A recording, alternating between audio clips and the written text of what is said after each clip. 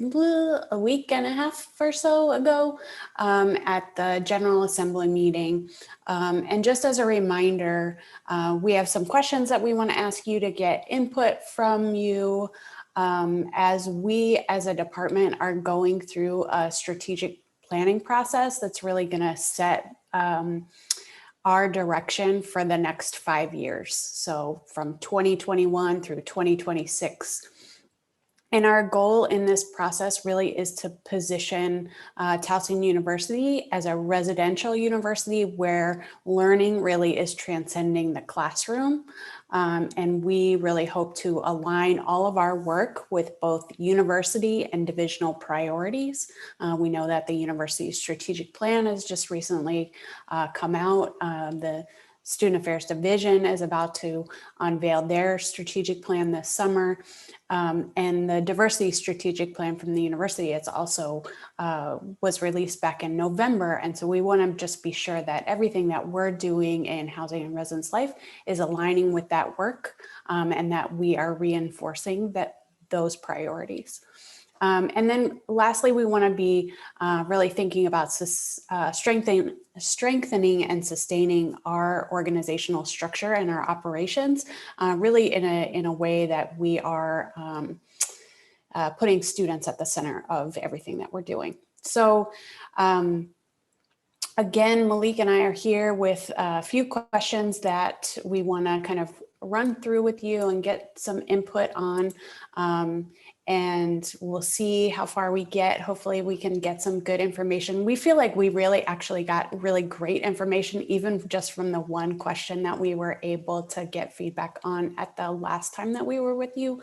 But we have, I think, 4 more questions that we can hopefully get some input and perspective from you all, because the student perspective to us is really important in this process, because as we strive to be even more student-centered and make sure that the program and the operations that we're putting forth for students are really aligning with what student needs are. So with that, I'm going to go ahead and pose the first question, and it's most helpful, I think, if we hear your voice. But if you aren't in a position where you can unmute yourself and speak, feel free to drop stuff into the chat, and we'll kind of take from there and plug it into our notes. So Malik can say hello real quick. Hey, good evening, everyone. Hopefully all is well. Thank you again for allowing us to come to this space. I didn't say my name. My name's Malik Turner. I'm the Res Life Coordinator for Pega House, he, him, his, and we're definitely excited to get this started and to gather more student input. So thank you once again. Thanks, Malik. So our first question for you all for tonight is to ask, and you don't have to have 3. The way that the question is phrased is to ask you for 3 examples, but if you just have 1, that's totally fine. So the question is, what are 3 or more strategic ways that housing and residence life can be more student-centered? And I'm going to copy the question and place it in the chat so that you have it for a reference.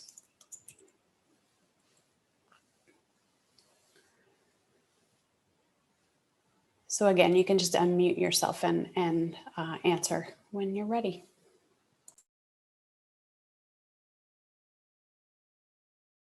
Well, I guess for me, I think one way to make it more student centered or facing is like having a more active, or at least they're active. This is more like making it feel like it's more active, like URG building council, just making it feel like those are truly like the representatives of the building and of like residential, students. So that's my first one. I only have 2 off the top of my head right now. And 2 is like making more, like having more like, I guess, like building wide events, especially like utilizing like the outside space. Kind of, you could imagine like, for example, like having like the 4 towers like do things together, or having like West Village do things together, like outside, to make it, feel more like the campus is lively, because you were talking about making the university feel more residential. So I think doing things more outside so that like when students are walking even to class, they're seeing things happening. So it feels more together, if that makes sense. Yeah, that makes a lot of sense, and I think that it echoes some things that we've heard from students previously, which is like one of the benefits, right, of living on campus is just kind of being immersed in a community experience where you're coming across things that you might not otherwise ever engage with, just because it happens to be in the space where you live. And so there's a lot of value in that because you're discovering sort of new things that might not ever kind of come into your world. So thanks for sharing that. Yeah, for residents, for resident life in general, I think like maybe having like, I don't know, just in the beginning, starting school off, and hopefully this is like post-COVID, but just kicking things off maybe with like a meet and greet centered on like what's that place? What's that part? Oh my God, University Village, like that you know, that area where all the housing buildings are, like having that kind of area, maybe just like mingle, like a barbecue type situation.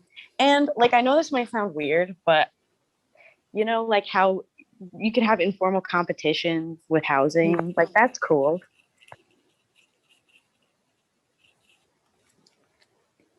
Yeah, I think Yes, West Village. Sorry. Yeah, West Village. I think, you know, we've had some conversations, and I think there's room for collaboration around some of those competition sort of things with athletics, and maybe featuring some stuff during like halftime of the football game or things like that. Yeah, in high school, my different classes had different colors, but like we all ended up like contributing to our school colors. So you could just have different houses have different colors. That's great.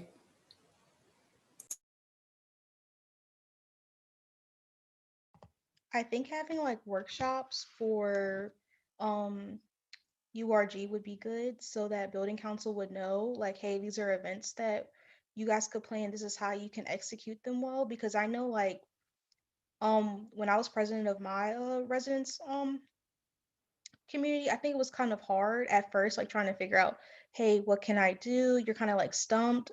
And it just took me a while to get like the kind of ground rolling. But I think if we had some sort of workshops, that would be helpful. And also, I remember my freshman year living in a learning community, and I really didn't feel like I learned anything. So I think like I lived on the alcohol free floor. If there was a way we would have had like some workshops with the health center, that would have been like helpful and engaging instead of just feeling like, oh, I live where you can't drink anything. Elizabeth, I'm going to ask you a question. I don't mean to put you on the spot, but when you think about your experience with the alcohol-free floor and talking about like the opportunities maybe with the health center for some engagement and things like that, do you think that there would be room in your mind to rebrand what the alcohol-free floor is to be more of like a wellness community so that it's more broadly encompassing? That alcohol-free could still be a component of that community, but it wouldn't necessarily be the sole identifier? I think so because technically every residence like building is technically alcohol free in a way. So it kind of like when I lived there, once I found that out, I was like, well, what's the point? But I think that would be a lot better. Like if there's like some type of like, oh, wellness thing, that would be cool. Thanks for sharing that perspective. Another thing, since we're talking about learning communities, unfortunately, I am way past learning communities, but like, you know, if I could restart and I could have like a learning community I could be a part of, I really think, and I know there's been preliminary conversations about it, but like having a floor specifically around sustainability, I think would be really good. I think the environmentalists on campus are some of the more like engaging students, and they don't have that many outlets to actually like be engaging. And you can like picture it as like a parallel to the civic engagement floor. And I hear the civic engagement floor is always engaging. So it's like, you know, sustainability, civic engagement and stuff like that. So.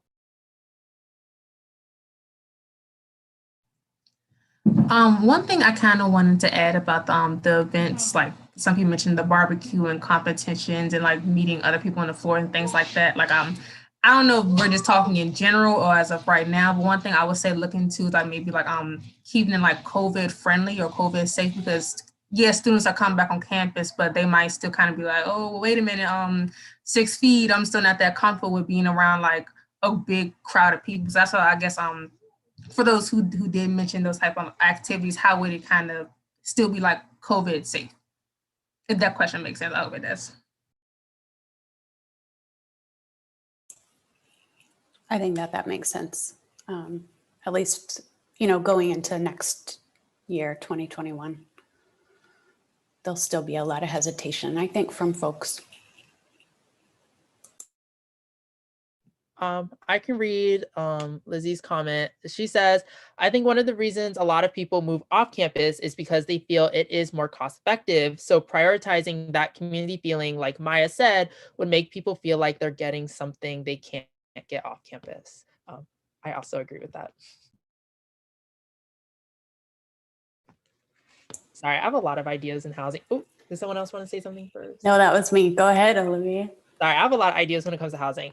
So like, it's my major, housing. Anyway, I like Lizzie was saying in terms of like people moving off campus because it's like more like cost effective, or they feel like they're getting more benefit off campus.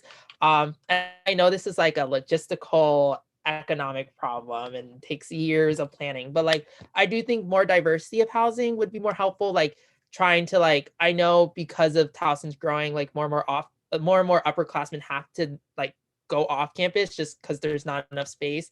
But like I think eventually like having more buildings for upperclassmen, I think would add to the like feel on campus. Because I will, you know, in my times at Towson, like most upperclassmen only come on campus for like class, or if they have like an on-campus job or commitment.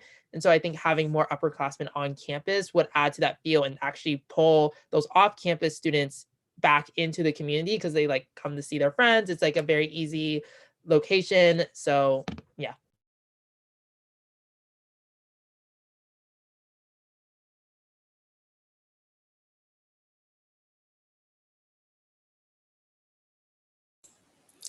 Any other thoughts on this question?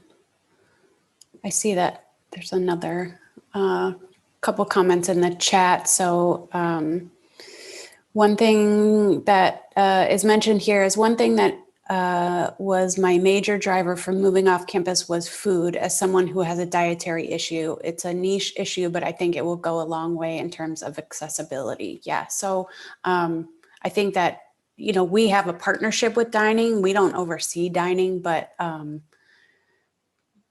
we could certainly take that into account and talk more with dining about what options there are for different types of meal plans. I don't know if this is a comment around specifically around like what meal options there are, or the access to kitchens in order for students who are maybe not in the apartment communities to be able to cook for themselves if they have a significant dietary issue. So I think as we think about like renovations to buildings or new buildings that might come online, and there's not a likelihood that a new building is going to be built within the time frame of this strategic plan, but maybe in the next phase. But thinking about what those housing types would be so that they're meeting a variety of student needs is both in terms of the rooms themselves, but in terms also of the building and the features that are within the building. So.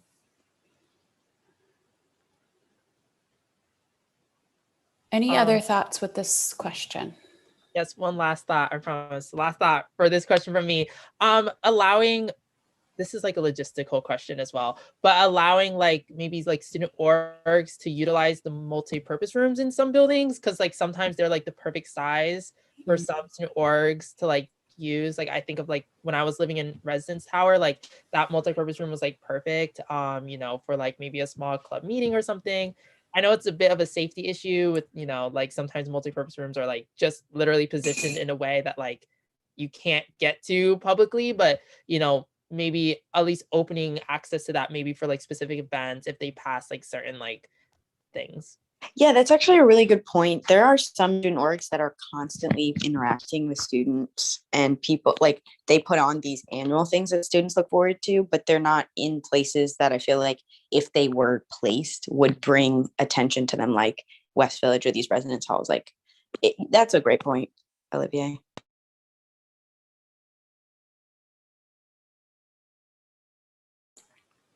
All right, well, I think we move on to our next question. So there's still lots of opportunity to provide feedback if something else comes up to your mind that was related to this last question. So I'm going to turn it over to Malik to ask the next question. All right, cool. Thank you, Kelly. Before I even ask this next question, definitely want to highlight some things you all already mentioned. And so this next question focused on student learning and growth. I know you all mentioned creating more workshops, creating more opportunities to enhance the learning communities that we have here on campus. But we're wondering, like, is there any other resources or tools that we can provide in order to support the overall student growth and learning process for you all? I think not more supervision on floors, but maybe a way to report like lesser things that happen on floors, but maybe don't have a great deal of like importance, like maybe just like a weird incident that happened, like those kinds of forums that could stay anonymous, like just so you become more aware of like things that do happen on floors that like people might be unsettled by.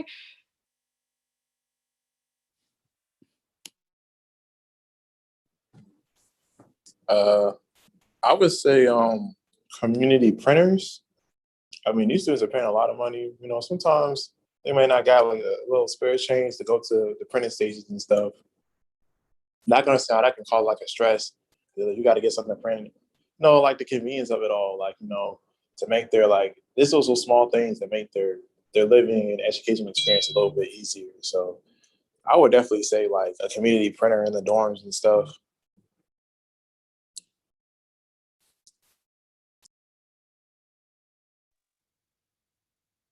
Yeah, I agree with that because I remember like it would be like 9 o'clock at night and I'd be like, oh shoot, I got a paper that I gotta turn in the next day and I gotta hurry up and walk to the nearest building late at night to try and print something or wake up early in the morning to use the printer. So I think that would be very helpful.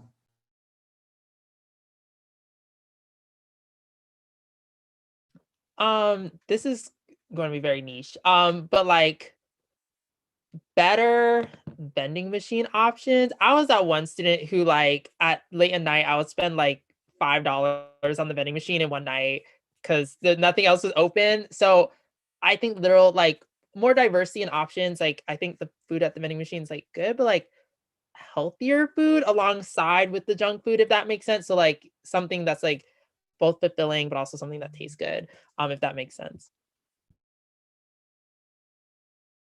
Yes, I guess like just creating a line item that's like specifically for like amenities stuff like that. You know what I mean? Like printing and like food, technical access to things like computers and stuff. Like just to make the overall like experience better. Just like updated amenities would be a good thing.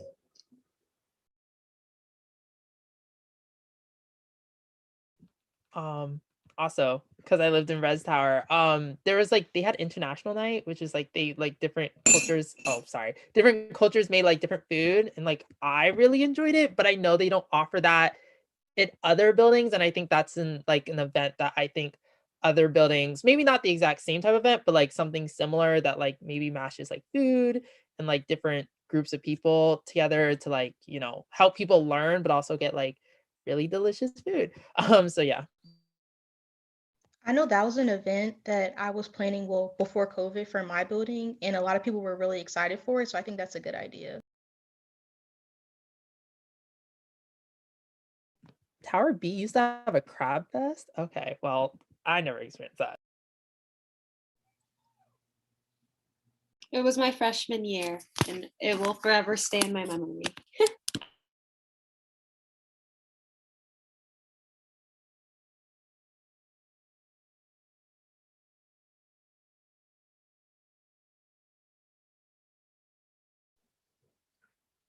I believe there's also a comment by Elizabeth. They echo what Jessica was stating, and also just stating more about within the dorms, communal spaces, and found that there was really no accountability for people that would trash their spaces. So definitely want to make sure we add that too. So thank you for providing that.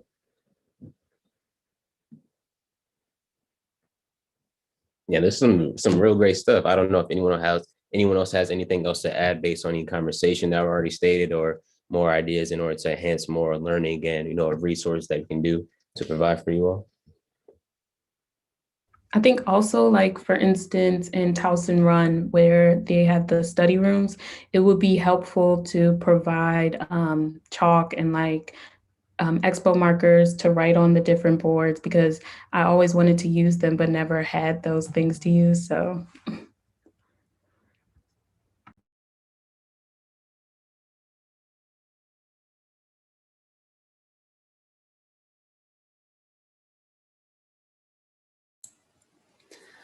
Okay, great. So I'm going to transition us to the next question, because I really want to make sure that we're giving it a good amount of time and space. So inclusion and equity is a core value for us as a department. And as we're working on this plan, we want to be, that is one of our theme areas that we're intentionally focusing on.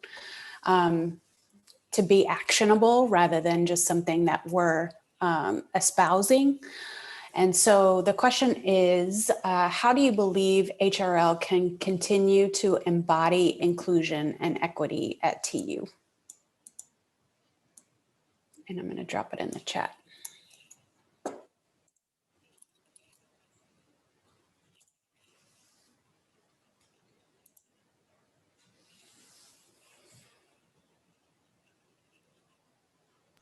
Personally, I always thought, HRL did really well when it comes to at least the inclusion part. I, in my 2 years and 2 weeks of living on campus, I felt like I was included, and I thought the diversity in the staff, and I could see myself in both the senior staff members, but also the CCAs and the RAs. So at least in inclusion, I think HRL is already on a good footing.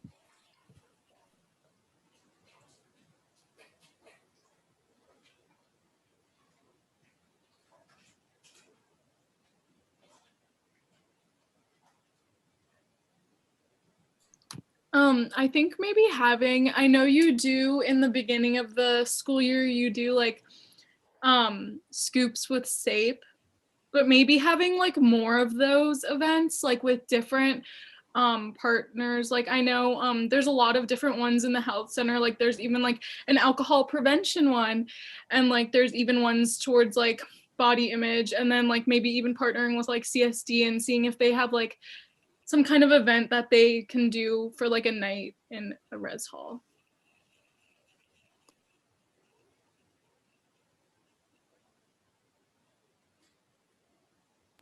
I think making sure that buildings are accessible for people who might have disabilities, because I know I'm able-bodied, but I definitely know when towers, a lot of stuff will break down, especially in Tower C. And if somebody was in a wheelchair, if they were injured or something, it would probably be hard for them to go up the stairs. So I think just making sure the equipment is together constantly, it's kind of imperative.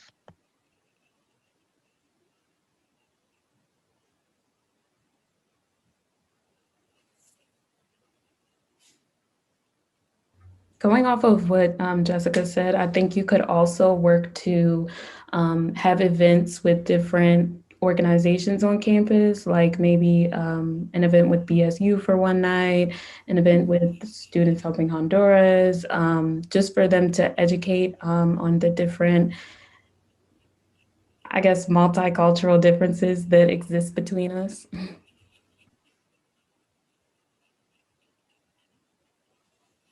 Also, I know HRL changed its policy recently to accommodate for this, which I think is amazing. But just remembering going forward, students that may LGBT students who, you know, may not feel comfortable, like, you know, I know some like gay people are not necessarily comfortable like staying with someone of like a straight person of the same sex, so they prefer to maybe be with their like women friends. And I know HRL changed their policies specifically in the apartments, I think, to like accommodate for that, which is great. But just remembering them moving forward as well.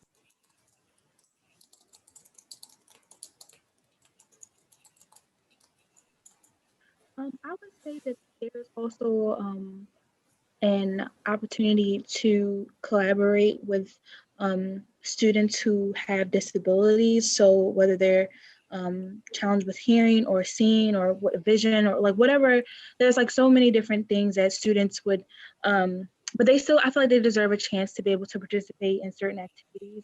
And so whether it be like a night, like a game night that's on a floor, like have Uno cards that somebody who may not can see like can still play with, like, you know, and they'll be have like the braille on them, or they'll be able to you know, something that just can accommodate or just can help support and make it feel like the students who have disabilities like can still be included in floor events, because they do live in the dorms, some like, you know, in these different buildings, so they should still feel like they can come to events as well.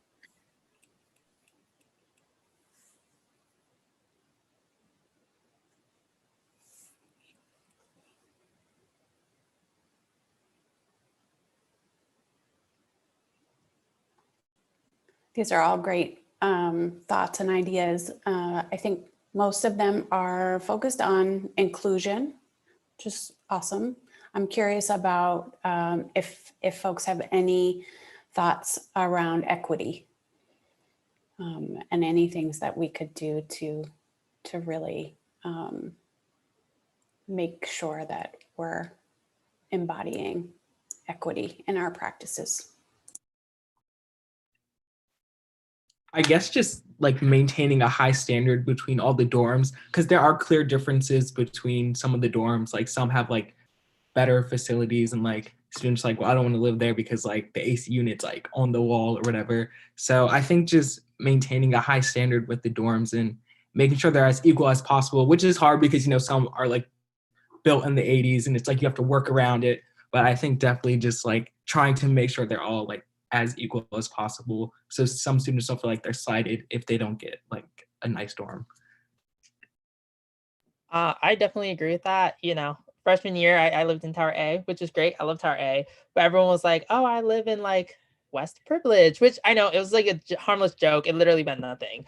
But I think, you know, maybe if HRL could take like a more active stance to try to like make it so that like it's not like West Village is this like super premium place, and if you like live anywhere else you're like seen as lesser. Again, it's not that serious. I don't think anyone's seriously like feeling negative emotions about that, but you know.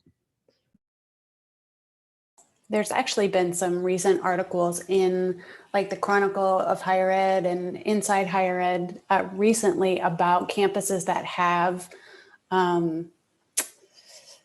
stigma associated with different areas of campus, and having that really fall along racial lines. I'm curious if this is more like of an exploratory question to see if folks feel that is the case at Towson. Yeah, I definitely, I'm glad you opened that discussion up, because like, I do think like sometimes housing can be like used as like a tool of like classism, even on like college campuses, you know what I'm saying?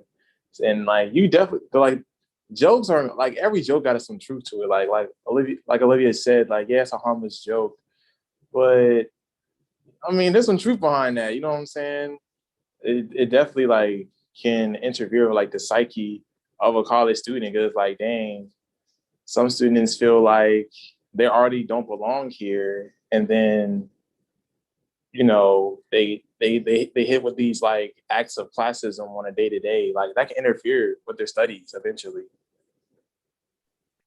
I agree with that, Marvin. Thank you. And especially when you see things like, I do feel like West Village, like there is a divide. Like you can even see it, like the dorms are more predominantly white, and the way that you're able to tell, there's obviously some issue if you can like visually see that. And maybe that goes into thinking about like, what if someone wants to live in West Village but like can't afford it? Like maybe a scholarship, maybe there's different things. Like there's no reason that like West Village is put on this like pedestal of Towson, but if you live in like Towers, like it's seen as below. Like Towers is a great place to live in. Like, Yeah, I definitely agree with what Jessica said. Like, Baltimore is a classist place, and then like college is supposed to like, you know, create humans who like are trying to like go against the status quo and break like systematic things like that. Like, we have to create an institution that doesn't, you know, project what we see out in the world. And you know, you can definitely tell like the classes that exist within this area still exist within this school too. And like, I that's also want to something that, add, well, you I know, also, I completely agree, but I also want to add that it's not helping that the problem with housing is being exacerbated by these new off-campus residential places. It's like increasing the prices of housing for no reason. I think like there needs to be, and then COVID's only like highlighted that more personally. I just think there needs to be a focus on affordability because everything has increased financially for everybody. And then housing shouldn't, especially on campus, shouldn't be so blatantly, like you guys said, classist, essentially. yeah, and I agree. I also think like, especially with like where things are located, like I understand that the honors kids get a scholarship, but there's no reason that they're in West Village when people that are on like engagement floors or in Sage, like are in Newell or Glen Towers. Like that doesn't make much of a sense when they can all be on scholarships. And then also, my second point was like there was this incident my freshman year when people in Scarborough and Prettyman were honestly like put out of their residence halls due to like the AC and the units, and like HRL was really like unresponsive, or it took them a long time where like people had to like go to their other dorms because it was like incapable of living in. So just like preventing issues like that or like reacting sooner. I definitely agree with what people were saying in the comments. Like Kirsten said, like I remember it was the end of my sophomore year and everyone was trying to figure out where to live, and I don't got that much money. And so I was like, oh, I might live in Towson Run. If you're like, Towson Run, don't you want to live in Marshall? And I was like, I'm sorry. I don't know if I can afford Marshall. So yeah, there's like, especially with I think the apartments really like the Towson Run versus Marshall is like a huge talking point. I also feel like there's this idea, and this is just for me.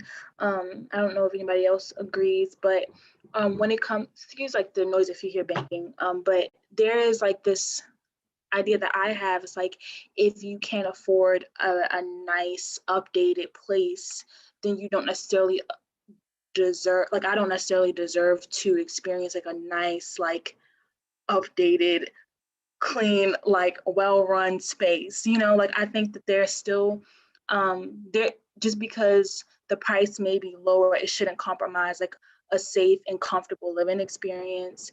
And I don't think that it's fair that we have to kind of go through this trial, like, oh, I want to live over here, but I can't afford it. But I also don't want to live with no rats and roaches. Like, I don't think that we should have to like have this spectrum. It should be that if we're talking about equity and we're talking about inclusion and making sure that all students feel like they're valued and they, especially their living experience is valued. If things are still at a lower cost, like they shouldn't have to compromise like so many different things.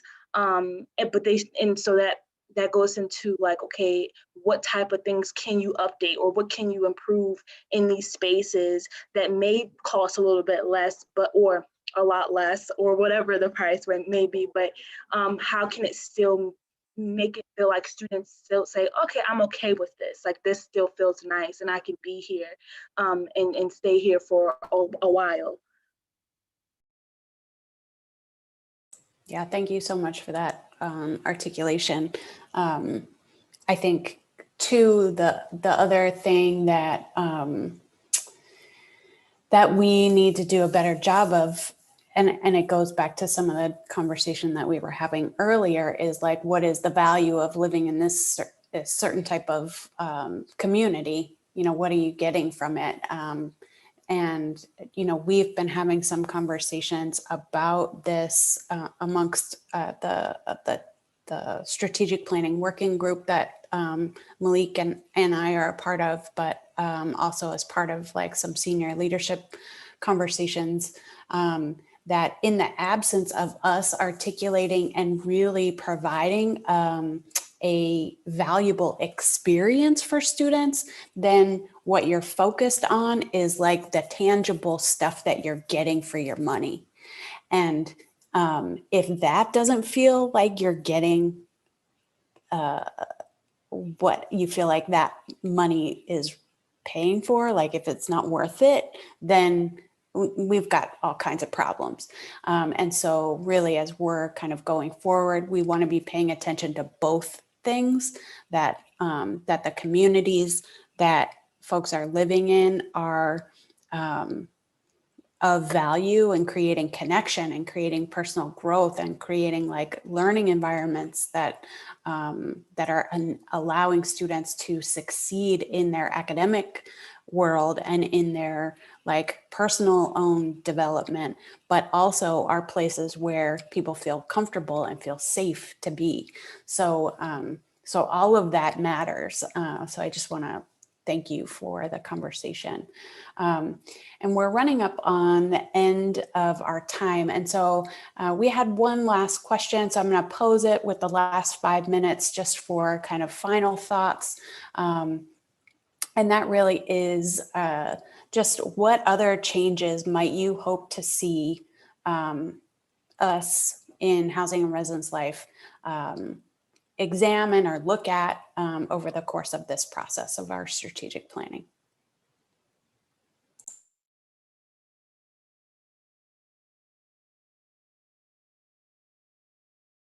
I guess like one thing is, it's a bit like not tangible, but maybe, and I know it may fall slightly out of the job description of HRL, but maybe like advertising West Village like lawn as a place for programming.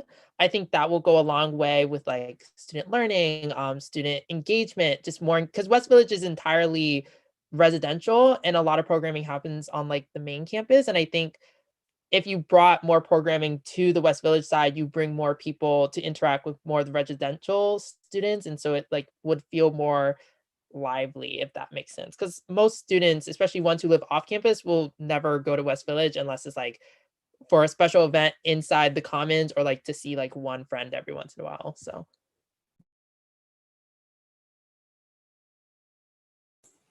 I think we have time for maybe one more, or for Panda Express. We have time for maybe one more comment.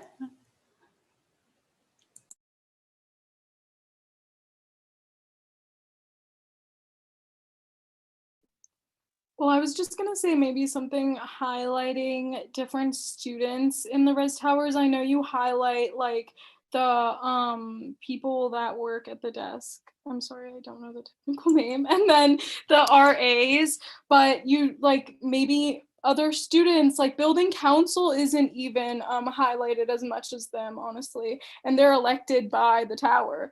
And then like even thank you, Kelly. And then even like different students within the tower, like there's probably so many different students that are involved and no one knows about within the tower. Like I swear to God, every time I stepped in the elevator, like I saw a new student that I had like never seen ever before. And like maybe it's just like getting to know those students, like knowing what you had in common. Like 1 year I worked like moving students in, and I met so many families, and like so many of the parents talked to you and like want to get their students involved, and their students probably just want to get as involved but like aren't as vocal about it. So maybe them seeing that there's other students, maybe older students, that are involved, and there's means to get like more into the community. Yeah, that's great. I think that is also something that we're really thinking about it in terms of like sort of thinking about it in terms of a marketing perspective, but not in terms of marketing like ourselves, but marketing the experience and the community, right? So I'm thinking, I don't know, maybe y'all aren't in this generation, but there used to be like Humans of New York. Folks remember that kind of like campaign. So what might it look like for us to do like Humans of Residence Tower or Humans of Tower B, to really highlight the individual people that are amongst your community and the cool things that they're doing. You know, because large scale events I think are great for a lot of folks. It is a way to meet people, but if you're like me and you're an introvert, like that's just not how I'm going to make a connection. It's going to be on a more individualized level. So having programming, having events, having ways for students to engage that kind of speaks to both kind of styles is going to be important as we go forward. So I just want to thank you all so much for your input and your thoughts. If you have additional ideas after this conversation that you want to make sure that we hear, or you want to expound on something that you shared today that you just didn't feel like you had the place to maybe give the whole backstory of why the thing that you raised was of value to you for us to hear, feel free to reach out to myself or to Malik. I think that Olivier has our contact information, so you can get that from him. And thank you all so much for your participation tonight, and we'll connect with you again, hopefully soon. Good luck wrapping up the end of the semester, and congratulations to all of the successes that we got to hear at the beginning of the meeting. So we'll say goodnight. Thank you so much. Thank you. Actually, you. real quick, Kelly, before you go, can you send me a copy of these questions? Because I would love for them to be posted on our Instagram story so other TU students can answer them. Sure thing. Yeah, happy to. Thank you so much. Yep. All right. Well,